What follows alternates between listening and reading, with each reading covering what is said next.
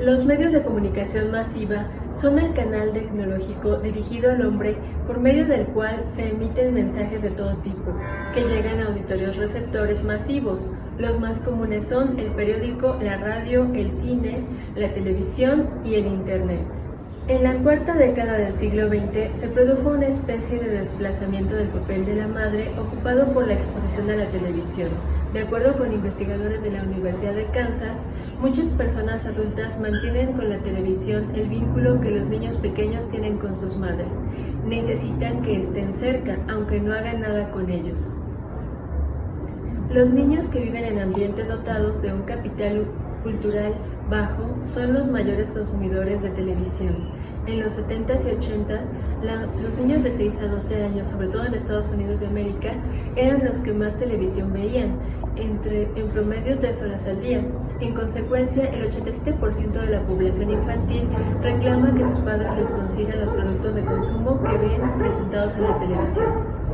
Diversas investigaciones han concluido que las familias en las que los niños tienen relaciones perturbadas con sus padres y o demás personas cercanas es donde los niños buscan modelos de emulación en los personajes de televisión, además de ser los más ansiosos por ver televisión, ir al cine y leer cómics. Las noticias impresas comenzaron a circular en el siglo XV, circunscritas al ámbito de la actividad comercial en la región del Mediterráneo. Esas noticias eran conocidas en Italia como Avicii, y a los primeros profesionales de este medio se les llamó menantis, novellantis y reportistis. El periodismo es la actividad que tiene por objeto la información de aspectos de interés general, cuya repetitividad es periódica. Existen varios tipos de periodismo: ideológico, político, informativo, interpretativo, sensacionalista y especializado. Se considera a Tsalung como el primer fabricante de papel, quien cerca del año 100 en China usó una mezcla de fibras vegetales y trapos de hilo de cáñamo para fabricarlo. En la segunda mitad del siglo XI, en Corea, un herrero descubrió cómo producir la palabra escrita por medio de la impresión de tipos móviles de madera. A finales del siglo XV se descubrió la imprenta.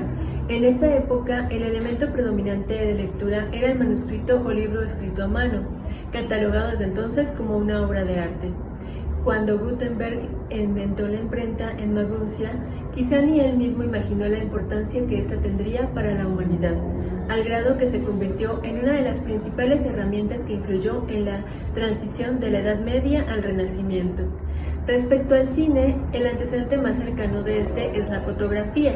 La palabra imagen proviene del latín imago, que significa forma, sombra, imitación. Designa todo signo formado y originado en una materia distinta a la de los sentidos articulados, que a su vez forman imágenes sonoras. Una de sus características es el colorido. Actualmente es posible capturar más de 100 fotografías con un teléfono celular y hacerlas llegar a cualquier parte del mundo en minutos.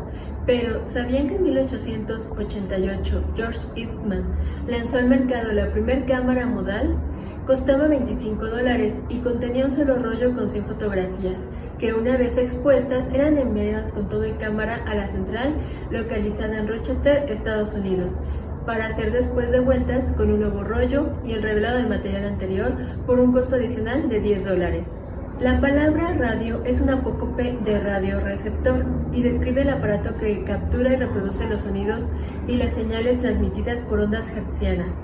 En 1831, Faraday descubrió que a través del fenómeno físico de la inducción era posible transmitir señales. En 1888, Hertz descubrió la existencia de ondas electromagnéticas, cuya conducción fue perfeccionada por el ruso Popov en 1895.